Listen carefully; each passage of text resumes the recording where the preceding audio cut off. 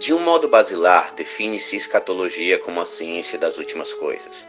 E se ponderarmos sobre referências bíblicas que nos remetem ao final de todas as coisas, ironicamente se verá que o primeiro versículo da Bíblia, Gênesis 1:1, analisado sintaticamente, já faz referência às últimas coisas. Observe-se que no primeiro versículo disse: "Do princípio criou Deus os céus e a terra." Sintaticamente falando, quando faz-se direta referência a um tipo de ação, automaticamente pelo senso analítico se identificam modos derivados da mesma ação. Ora, no princípio faz menção passiva ao seu antônimo. O princípio faz referência ao final, e o ato de criar, pela mesma dinâmica de análise, nos reporta ao desfazer, e para os extremistas, dir-se-ia destruir. Ler o modo direto de uma ação requer observar todos os modos derivados possíveis da mesma ação. Esta é uma das formas de observar a fotografia em seu todo, vendo a imagem e observando o que expressa a existência dessa fotografia. Ver e observar. Aquilo que em geral ninguém atenta para que se veja ou observe. Uma recomendação de Jesus quando é questionado sobre o uso de suas parábolas em Mateus capítulo 13, do versículo 10 ao 14. E que lesse o seguinte: os discípulos aproximaram-se dele e perguntaram: "Por que falas ao povo por parábolas?"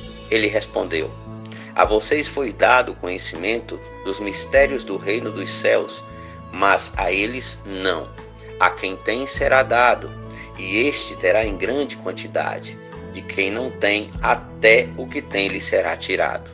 Por essa razão eu lhes falo por parábolas, porque veem eles e não veem, e ouvindo não ouvem, nem entendem. Nele se cumpre a profecia de Isaías: ainda que estejam sempre ouvindo, vocês nunca entenderão, e ainda que estejam sempre vendo, jamais perceberão."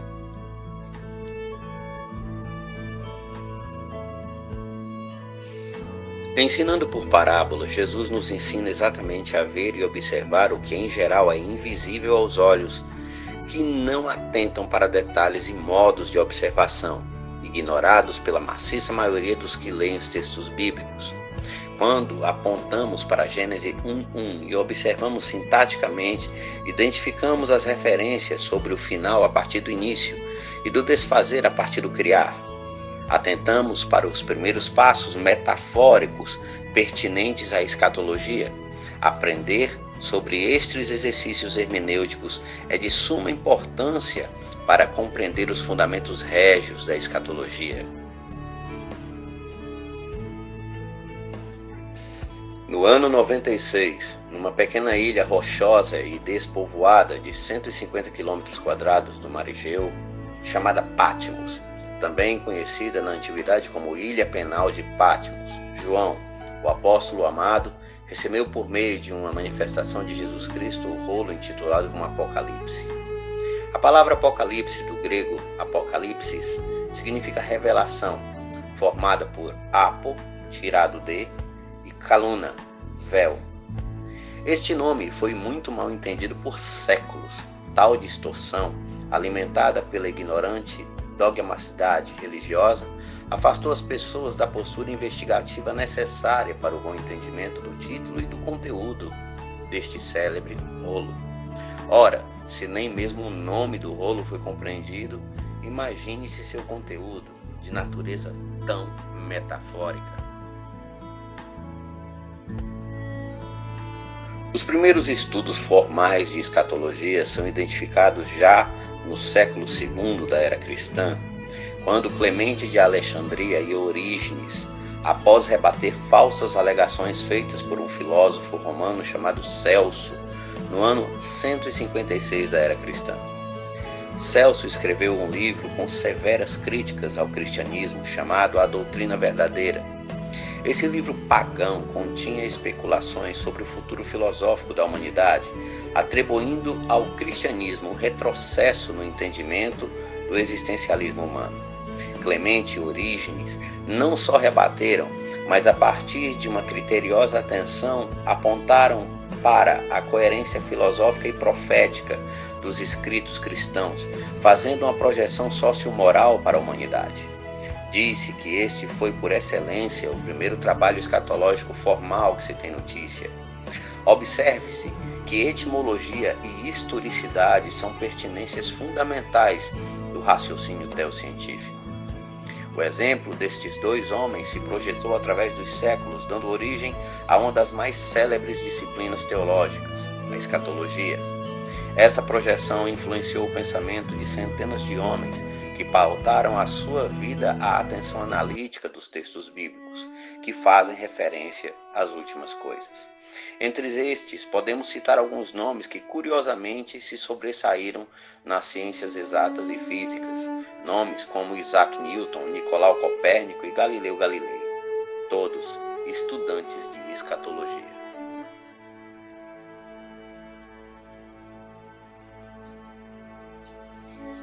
Em uma síntese do primeiro capítulo de Apocalipse, devemos considerar o primeiro versículo da seguinte maneira. Observe. Revelação de Jesus Cristo, a qual lhe deu Deus, para mostrar aos seus servos as coisas que brevemente devem acontecer, e pelo seu anjo as enviou e as notificou a João, seu servo. O livro começa dando o seu próprio propósito revelativo, estando acima do tempo. Ora, a palavra Apocalipse, como já analisamos, significa revelação, primeira palavra do texto categórico, e assim o livro de Apocalipse mostra Cristo triunfante sobre as obras de Satanás. É triste que essa mensagem reconfortante seja frequentemente objeto de amargo debate. Estes artigos ressaltam o propósito de Apocalipse e não a especulação que o envolve. Ou seja, o primeiro versículo fala inegavelmente da autoria de Jesus, da condição de Deus como servo, da fonte como Deus, e aponta o Apocalipse como uma ponte de comunicação acima do tempo. João escreveu o que ele viu, como está lá muito bem escrito entre o versículo 11 e o 19 do capítulo 1 de Apocalipse, que era basicamente uma peça vivida emocionalmente.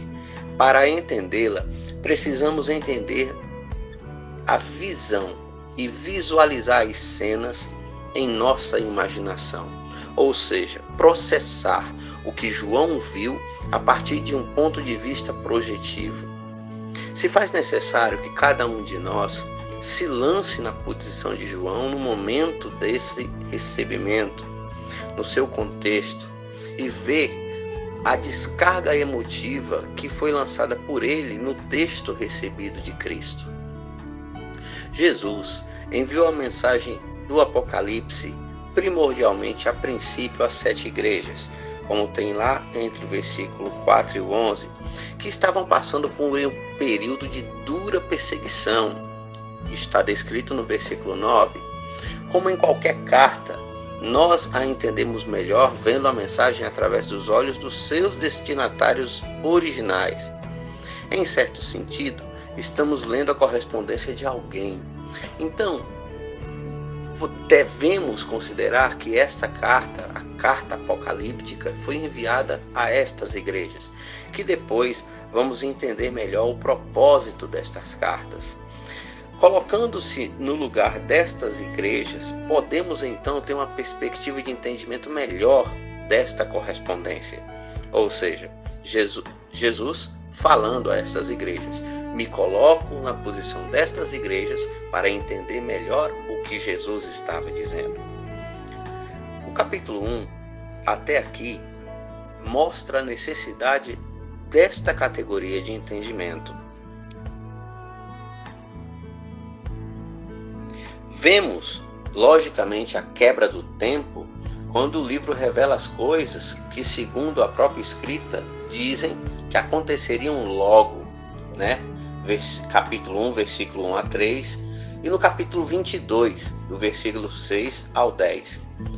Em todos os séculos, os intérpretes da Bíblia têm pensado que o Apocalipse descreve os eventos políticos de sua própria época.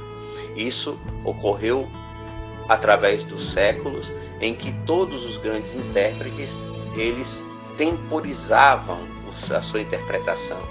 Mas na realidade esses símbolos especiais e as predições foram cumpridos pouco tempo depois de serem escritos. Considere quando Daniel escreveu sobre acontecimentos que ocorreriam 400 anos mais tarde. Ele selou as palavras porque elas se referiam a um futuro muito distante. Daniel 8:26. Quando João escreveu Apocalipse, ele não selou as palavras porque o tempo estava descrito como próximo. Capítulo 22, versículo 10. O Apocalipse, mais uma vez ressaltando, foi escrito em símbolos. Versículo 20. Os candelabros que João viu, por exemplo, simbolizavam igrejas, as mesmas igrejas citadas. As estrelas significavam anjos. Precisamos distinguir que o que João viu e o significado do que ele viu, livros como Daniel, Zacarias, Ezequiel e Isaías usam linguagem figurada muito semelhante. Então existe frequentemente uma associação entre os termos usados em Apocalipse e esses livros proféticos, que também dão base escatológica ao entendimento de Apocalipse.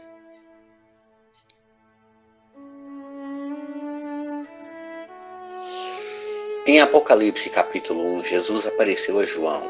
Que cena gloriosa! Enorme, 7 estrelas em sua mão, seu semblante resplandecia como o sol, sua voz troava como as muitas águas, seus pés eram como bronze refinado no fogo. João foi impactado com a glória que presenciava. Observe os aspectos de Jesus descritos no capítulo 1 por João. Olhe para os elementos descritivos no resto do livro, especialmente capítulos 2 e 3. Compare os símbolos usados no capítulo 1 com outras passagens para ajudar a interpretá-los. 7 espíritos, Isaías 11, 2, 3, pés de bronze polido, Miqueias 4:13, Malaquias 4:3, espada de 2 gumes, Hebreus 4:12. Nós propomos aqui que você se alie às noções descritas de João. Ou seja, todos esses referenciais dão a ideia do quê? Faça esse exercício de projeção, colocando-se no lugar de João. Por que ele lançou mão de cada um desses elementos de simbologia? O que João queria expressar? Para que nós possamos então entender a essência do Apocalipse, precisamos urgentemente, no nosso exercício individual, ter esse senso de projeção, nos colocando no lugar de João, que recebeu todas as informações de Cristo a passar para a humanidade.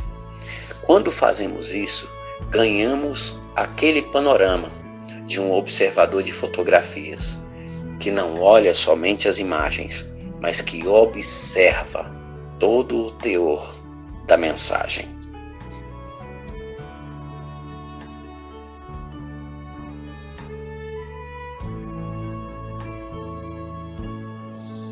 Hoje, como nossa primeira aula, nós abordamos as parábolas tão bem explicadas por Humberto Holden. Nós vimos a realidade do metaforismo da escatologia, que foi abordado por Alexander Roberts. Nós vimos toda a essência dos primeiros passos da escatologia. A princípio, devemos tratar a escatologia como uma ciência das últimas coisas a partir de uma visão hebraico-cosmológica, ou seja, os judeus, em sua espiritualidade, projetando um final para a nossa civilização? Não. Projetando a revolução da nossa civilização para um estado totalmente teocrático. É importante que se diga isso, porque para muitos a escatologia trata de final. Últimas coisas se referem não como últimos momentos ou momentos que antecedem a um final, morte e cataclismo, devemos pensar que a humanidade foi entregue a si mesma, mas com o Apocalipse ela será devolvida à teocracia, ou seja, ao governo pleno de Deus sobre os homens. Espero que tenha sido esclarecedor. Deus vos abençoe.